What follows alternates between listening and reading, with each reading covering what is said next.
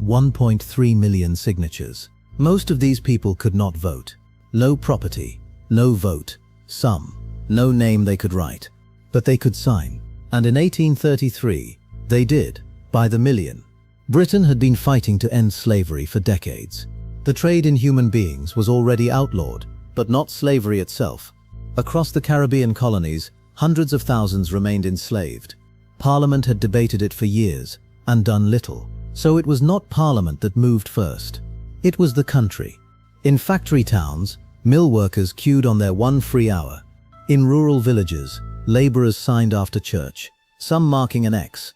In Scottish highland settlements, whole communities added their names. In Welsh valleys, chapel-goers signed in the vestry after the sermon. People signed in public houses, in assembly rooms, at market stalls. Nobody was paid to sign. Nobody was made to. They simply queued and put their name to it.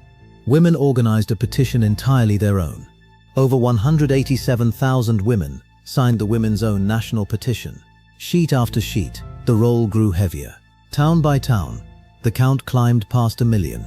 In the end, the total stood at 1.3 million signatures, carried to London by road, by river, by rail where it ran, piled at the doors of Parliament, higher than a man. Members of the Commons had never seen anything like it. This was not a request, it was a warning. Politicians had not led this, they had followed it. Weeks of debate followed, sharp and divided, but the wait outside the door did not lessen. Within months, Parliament passed the Slavery Abolition Act. It promised freedom throughout the British Empire. Word reached the Caribbean colonies within the year. On plantations across the empire, more than 800,000 enslaved people began to be freed. But freedom did not come all at once.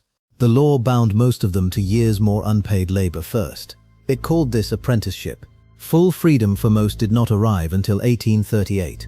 Only then did the promise made in London finally reach the fields. Back in Britain, nobody who signed had done it for reward. Most of them would never sit in Parliament themselves. They had no ballot to cast, only a name to give. And the name they gave was enough to move the law of the land. It took a fraction of the country to stop the trade. It took the whole country to end slavery itself. 1.3 million people signed a law. They had no vote to make. That line of ordinary people did not end at Westminster's door. They are alive within us all. We are the home of British heroes. There is a place for you with them. Find out more at proudofus.co.uk/support. Be part of us. Be proud of us.